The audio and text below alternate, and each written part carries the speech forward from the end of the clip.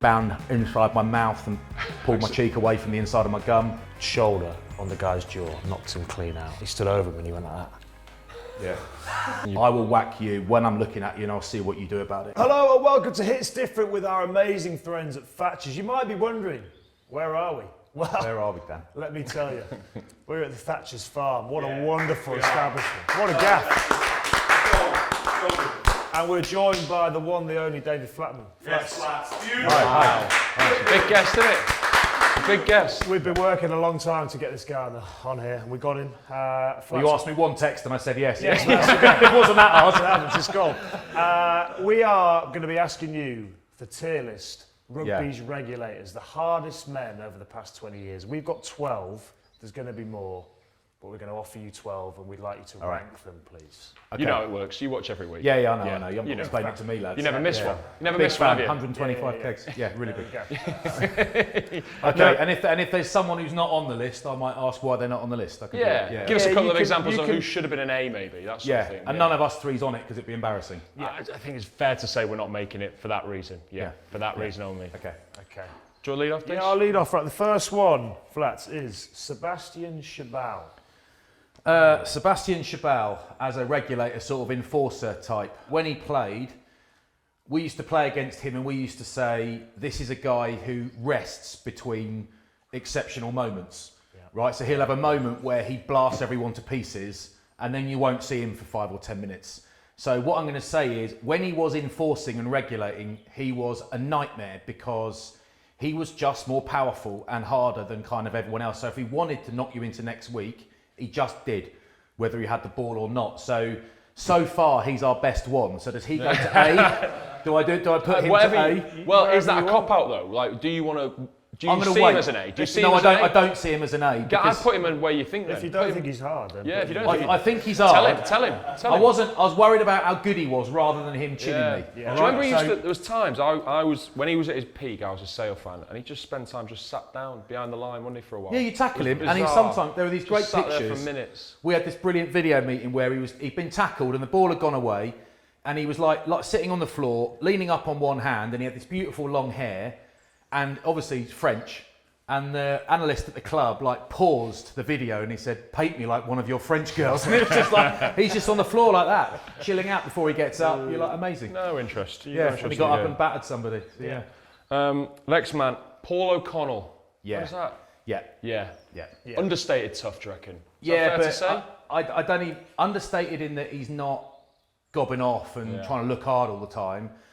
First of all, the worst bit is someone who's just amazing at what they do, right? So he's grade A at what he did, so he's hard to play against because he's really good, but he is the sort of guy who basically, you just know that if you take liberties, he will definitely be all in.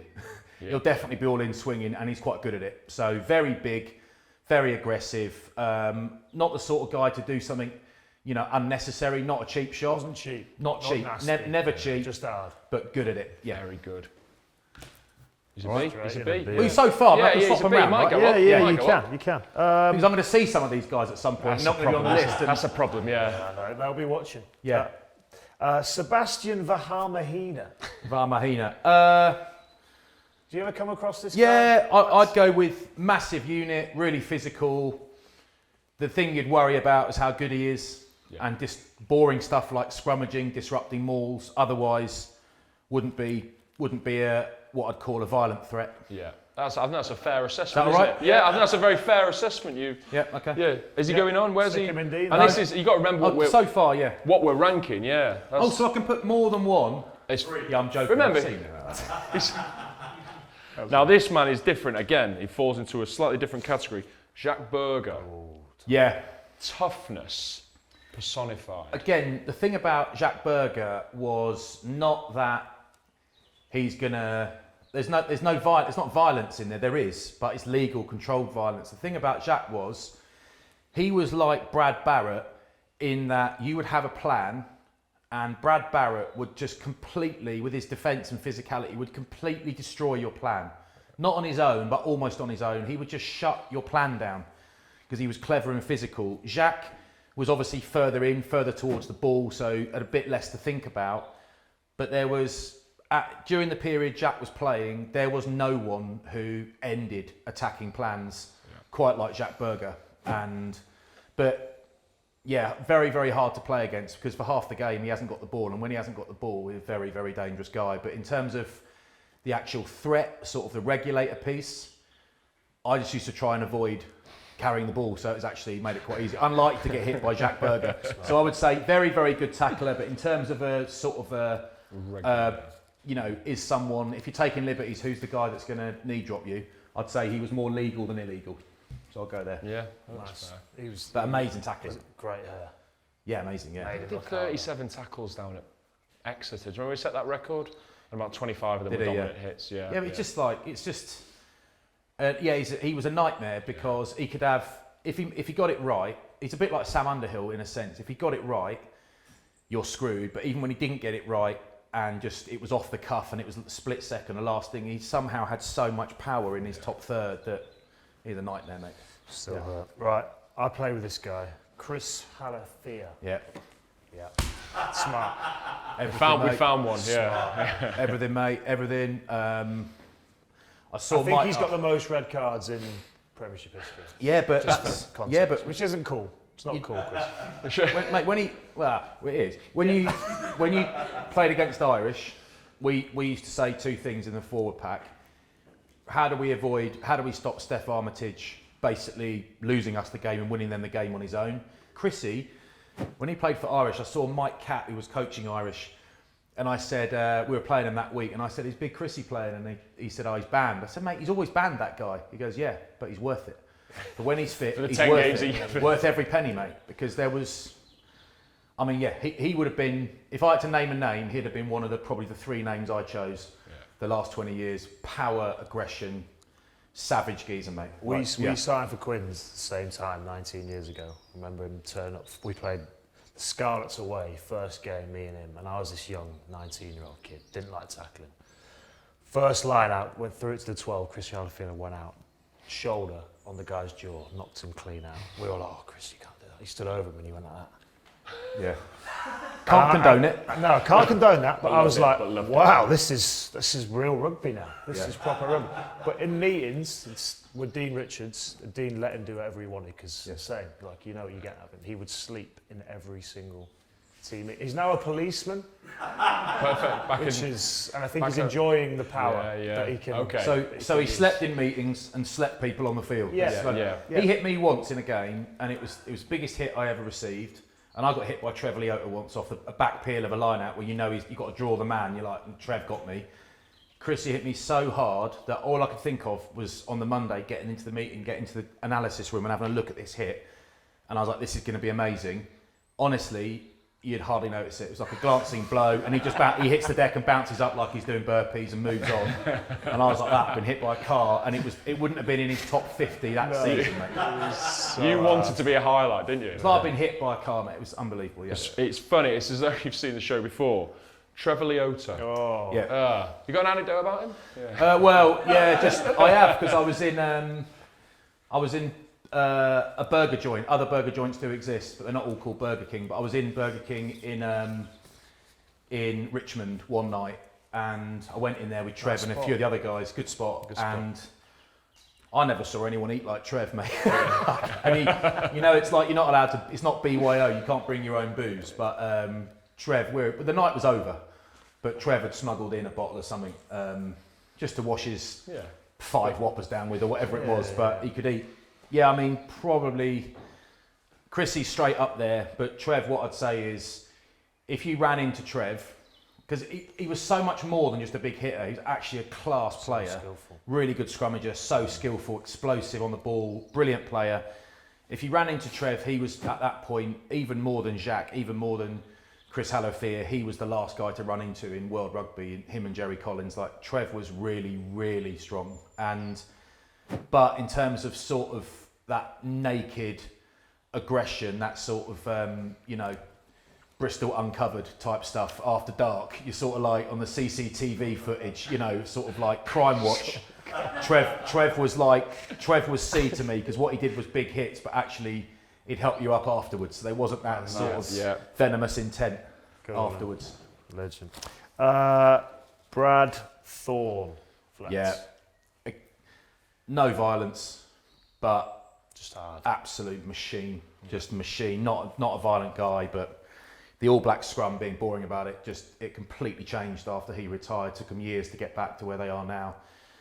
Unbelievable player, just an absolute inspiration. But Isn't in terms that mad of for a second, the scrum to change because of a second row? yeah, He was that good. yep, that good, that strong, that consistent, that fit, and he played top level rugby league as well. And he shouldn't be able to because of his size. Just shouldn't be able to do both. But because league is so much running, union is a giant's game at that level, at the top level. Which are the second, just for like context, which of the second rows have that much impact on a scrum, or you might have seen someone leave a scrum and sort of dismantle like that? Any other examples? Yeah, there are. I mean, just from sort of the guys I would know. So I played with Danny Grewcock for a long time at Bath and Saracens, and he played for England a lot. And Danny made a massive difference. So a right side lock on the tight head, massive difference. So it's not that you notice when he wasn't playing, but he would have been probably the strongest in the world in that sense. Simon Shaw. Not really one for being big in the gym because he's 9 feet tall and his limbs are too long to lift weights, but unbelievable in a scrum. Yeah. So I've scrummaged with both Danny and Shawsey on the loose head side when I've got it wrong, and I've got my shape a bit wrong, and both of them have popped my ribs from behind. So I've popped ribs with both those guys. Just because of that. Just so strong. Like if you don't get in a great shape to transmit their strength, they will buckle you, and you then have to run to the next ruck and hit that and pretend it happened there. Otherwise the lads will do you forever on it. But obviously, Jono, I mean, that goes without saying. But yeah, there have been some monsters about. In terms of a regulator, though, we're talking really a little bit about aggression and sort of violence here, aren't we? A little bit. Some to come. Don't worry. You can fill A up with some. Yeah. Like you said, brilliant play, but maybe not. Fluid with this. I'm gonna do this. Right. Yeah. Ooh. Yeah. Nice. I think this is opposite end of the spectrum to a lot of the ones you've been talking about. Jamie Cudmore. Yeah, mate. Yeah. Easy. Yeah. Great shout. There's one in there. Yeah. Great shout. Nails, absolute nails, mate. Like just loved it as well. Wicked player as well. Yeah. Incredible shape on him. You see him just a pants shot. You saw that was all over social media for a while. You do what I do. Whenever you see someone who's bigger than you and leaner, just tell everyone he's on steroids. Oh, he's got to be. He's He's on the gear. It's a shame he's on the gear though. Yeah. So it's not natural. Yeah. Sadly for we could all be like that, couldn't we? Yeah. It was just sadly he's not on the gear. It wasn't. But he was. It's one of the things you forget. He's a great player because all you think of is Canadian. The violence. You're Canadian, yeah. But loved him, man. Loved him. Yeah. Loved watching him play. Absolute nails. Yeah. Good at fighting too, because loads of hard men in rugby, lots of tough men, but most of us are crap at it. But he's good. He could actually fight. Like he's one of those guys you look at him and say, well, it's not right. He's always banned. It's like, okay, if you're running a team, you're unlimited money. Do you sign Chris Hallowfear? Yep. Do you sign Jamie Cudmore? Yep. Give them what they want, mate. Absolutely. Yeah. Good additions to a squad. Oh yeah, love to. Yeah. You mentioned this guy already. I think he's your good pal, Danny Grewcock. Yeah, easy. Straight in there, straight in A. Probably because Jamie as well as Danny, these three are there from a few years ago when, sort of first half of my pro career, sort of 98 to 05, 06, it was all pro and there was cameras and that sort of stuff, but there was a lot more violence. There isn't any violence now, really. There's a lot less actual fighting, which is good, but these guys played a lot of their rugby in an era where that stuff wasn't allowed, but it wasn't punished as aggressively and it was missed more. Yeah. So Danny was, again, he's one of those guys, 69 caps and a couple of Lions tours and won a World Cup. And people do think that, but it's not the first thing they think. Danny was, very, very aggressive. And he will just scrummage harder, dominate line out, tackle hard, mega engine, massive guy, unbelievably fit. So outstanding player, but if anyone was taking liberties or in the way or not getting off the ball quick enough, Dan was useful because he was very, very aggressive and really good at it. Good player. Yeah. Here's another one from that sort of mould, Schaltberger. Yeah. Good. Okay, here we go. Someone's moving. This is where we get into dangerous territory. Someone's on the slide. Just a bit of a wrecking machine, really. Yeah. Just sort of a wild man. He was like the Springboks version of Lewis Moody, wasn't he? Just sort of played with his jaw, tackled everyone with his head. Bit crazy. I think he had a bit of everything though, didn't he? I think he was We're talking. A lot of people here are good players, good that you'd want in your team, but he had moments of brilliance as a player as well, didn't he? You could put him in an all-time 15, Yeah. and he could get man of the match. Yeah, Like, you know, yeah. he's one of 30 back rowers you could put in it, and he could be the best player. Like, Yeah. He's your archetypal Springbok, isn't he? Yeah, Like, when just- you think of a Springbok player, you think of someone like him. big, abrasive, mobile, Yeah. naturally just really aggressive. But I think in a lot of chats he would be, you know, A-list. But actually, in this company, I think he goes on the B's Interesting. because he's not going to fill in Jamie Cudmore, is he? I'd pay to watch it. You need a trank dart, mate. Yeah, I reckon.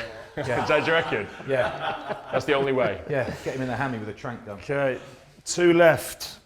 Backy's Botha. Backy's Buerta. Botha. I think, again, a massive fan, love watching him.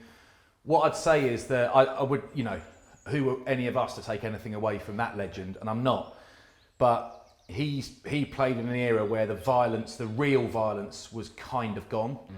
So would he have mixed it with these three if he played 7 or 8 years earlier? 100%, like 100%, and he could be right up here.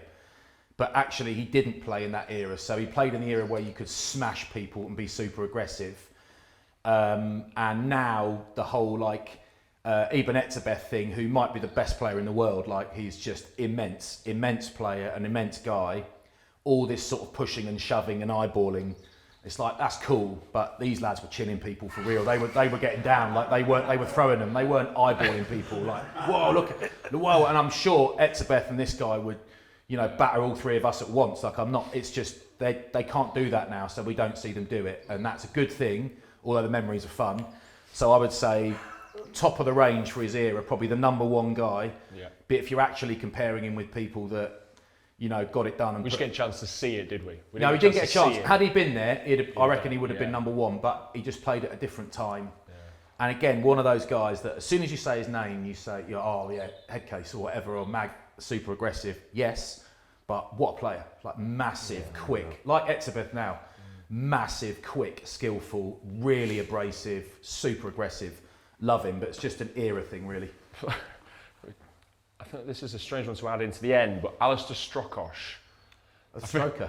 A stroker. Yeah. Yes. That is an interesting one. Yeah. He is an interesting one because I played against him a good few times, and I don't think violence or regulate when I think of playing against him. I think there's a bit of the Jacques Berger about him without kind of those explosive ballistic hits. He was very, very difficult to play against when he was fully fit, which was all the time, and incredible condition. And he was one of those guys, a bit like Richard Hill, the old England flanker who I played with the first sort of 5 years of my career. He was just everywhere you went, he was there. Everywhere you went, he's there, and he's a menace. And he was very, very strong, never got tired, super abrasive. So he's one of those guys who, you know, whatever TV channels do in the league, they'll pick the team of the year, all the pundits will pick it, and no one will be in it. He won't be in any of them, sorry. And then you ask the lads who's the hardest to play against, he'd be in 90% of the lads' teams. Yeah. So actually, he's going to go here, because that's where it fits. It's perfect, and it suits my OCD perfectly. But actually, not a violent man, but geez, like super effective, yeah. Like if you had to pick between these two, Shabal and Strokosh, everyone would pick Shabal, right? Because of the pizzazz and the moments. If you're running a team and you want someone to put in 18 to 20, 25 games a year, like you pick him. If you're actually paying the bills, that's who you pick. We've given you 12 then. Yeah. Who makes this? Who's replaced any of these? Yeah, who we missed? I think I'd probably replace Chris Hallowfia, believe it or not. I'd probably replace him with Darren Garforth, who played tight end for Leicester. Just like, might be the nicest man of all off the field. He might be the nicest man of all. Like, he looks horrible, but because he was horrible. But you meet him and you're like, shit, he looks like he's had 700 fights, and he has had 800 fights. But he's a gorgeous bloke, but playing against Daz I was 18, just out of posh school, and playing against Daz at Welford Road, you know, people would talk about Roundtree, Cockerell, Garforth, you had Martin Johnson, Martin Corrie, kneel back. Like there were some proper players in that team, and I was just a kid. Playing against Daz was an experience that, out of all of the experiences of playing for all those years, I look back and there are some guys I played against that I think, what a privilege. At the time, brutal, mate. Like really brutal. Like Daz, I broke my hand punching Daz once, trying to punch him back. I'm still not sure if he knows I hit him. He wasn't like a cheap shot. What he wanted was me to say something so we could go. You know, so I made sure to keep my mouth shut for once. But we had games where Daz repeatedly accidentally bound. You wanted to bind on my shirt, but quite short arms like me, so I accidentally bound inside my mouth and pulled my cheek away from the inside of my gum. Hands busted. It's weird because you'd have thought he'd realise he was inside your mouth, wouldn't you? I mentioned it. Yeah, I did mention it. I said, Darren, I'm not sure if you. Yeah. And Julian White was our tight head that day, who's another guy who would be on here somewhere. Amazing bloke. Probably the best right hand I ever saw in a game. Like, unbelievable power in that guy. So Julian would be in there as well, two Leicester tight heads. But yeah, playing against Darren was. You had to be in a certain headspace. So you play against the best guy, the best props in the world. So you play against a Julian White or a Cobus Visagi, someone like that in my position. You play against those guys or Carl Heyman. You've got to be in a different place from everyone else just to sort of survive and compete with those guys, because it's not about being super sharp and on your toes like at 9 or whatever, seeing everything like you at 12. It is absolutely guaranteed confrontation multiple times, and it's the threat of playing against someone that good and that strong keeps you honest because of the fear of failure. But then there are some guys that drift into a secondary threat of the promise of imminent violence. And Darren Garforth, there was a promise of imminent violence, and it wasn't when you're not looking you get whacked. It was I will whack you when I'm looking at you, and I'll see what you do about it. Because, but again, amazing player, brilliant tight head prop, brilliant player. But all I don't think about that when I think about him leathering me for 5 years. When he retired, mate, it was like when Henry Tuolangi left the league and went to Perpignan. We're like that. Boys are like that. Boys are cracking open the siders like that. Thank you. Yeah, cheers, Daz. I'll host your testimonial for free, mate, as long as you go. Just don't ever come back, mate. Yeah. Flats, two things. Firstly, that was fascinating. Long. No, brilliant. But secondly, it's really confirmed to me that we played a different sport, because what you've been talking about is so alien to what I've tried to do for no 9s on there, is there? 20 years. Yeah, but no, there won't be a 9 on there. No. Yeah, but it's, like... It's a different sport, isn't it? But people often talk about who are the toughest guys you played against, and it's these guys. Like, of course it is, but it's easy to be hard when you're 6'6" and 125 kegs. You should be hard. Like, are the toughest guys, honestly, I've said this before, not to go on camera, the toughest guys are the smaller guys, because they're playing against these guys. You've got to hit them, like, or move out the way sometimes. But you have. Yeah, but these, you've made a lot of hits in your career. Like, the guys like Kieran Bracken would be one of the hardest guys I played with. Never saw him hit anyone in nothing violent, but Brax was like wood, mate, made out of leather, just so hard. So actually, it goes both ways, these, yeah. David Flatman, everybody. What a boy.